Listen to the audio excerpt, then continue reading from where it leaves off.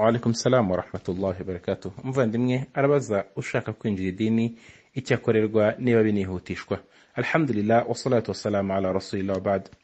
Umuntu kwinjira idini ni igikorwa ubusanzwe kidakwiye gukerezwa. Ubusanzwe ni igikorwa kidakwiye gukerezwa, ni igikorwa kigomba kwihutishwa, nta nubwo ari ngombwa ko haboneka imamu w'umusigiti cyangwa se haboneke shekhe runaka cyangwa se haboneke umwarimu runaka n'undi wari wese.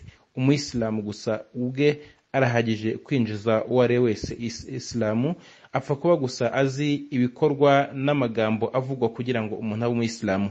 Nayo nta yandi ni ukumufasha guhamya ko nta yindi mana iriho ikwiye gusengwa mu kuri uretse Imana imwe rukumbi, akanahamya ko Muhammadi ari intumwa y'Imana.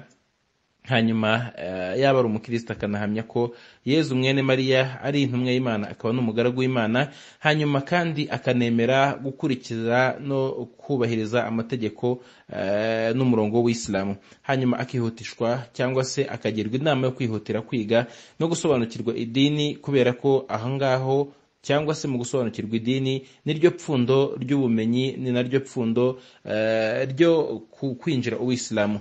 Ibyo ngibyo uwo ari wese abifasha umuntu. Hanyuma uwinjije umuntu idini cyangwa se ubaye impamvu yo kugira ngo umuntu yinjire idini, afite ibihembo byinshi udashobora no kumenya umubare wabyo imbere Allah subhanahu wa ta'ala. Intumwa y'Imana sallallahu alayhi wa sallama muri hadithi ya Ali ibn Abi Talib, intumwa y'Imana yaramubwiye iti la an yahdiya Allahu bika rajulan wahida khairun laka min humuri na'am. Yaramubwiye iti kuba Nyagasani yayobora umuntu umwe gusa abikunyujijeho, ibyo ngibyo kuri weho ni byiza kuriho kurusha kuba waza ushoreye amashyo y'ingamiya z'umutuku n'amafarasi meza ahenze kurusha ayandi mu minyago cyangwa se no mu yindi mitungo igize isi. Bityo umuntu kwinjira idini bikunyuzeho cyangwa se ari wo bigizemo uruhare, harimo ibihembo byinshi cyane, kabone nubwo ushobora kuba atari we wamwigishije ariko yajya kuryinjira akakunyuraho. Ingabire z'Imana n'ingari, ariko wabigizemo uruhare kandi akaba n'imbarutso, uwo nguwo abona byinshi kurushaho, ariko n'uwamufasha kugira ngo umuntu yinjire idini ahamye Imana imwe rukumbi, yamagana ibigirwamana, hanyuma agakomeza kumwitaho kugira ngo akomere mu idini, yaba afite ibihembo bikomeye cyane imbere ya Allah subhanahu wa ta'ala.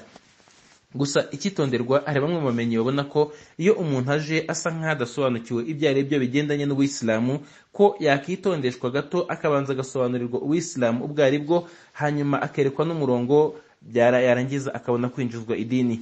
Hari ababibona gutyo mu bamenyi, by'umwihariko iyo umuntu urimo gushaka kwinjira idini asa nk'adasobanukiwe ibyo ari byo, cyangwa se bigaragara ko ashobora kuba asa nk'aho atazi ibyo agiye kujyamo ibyo ari byo.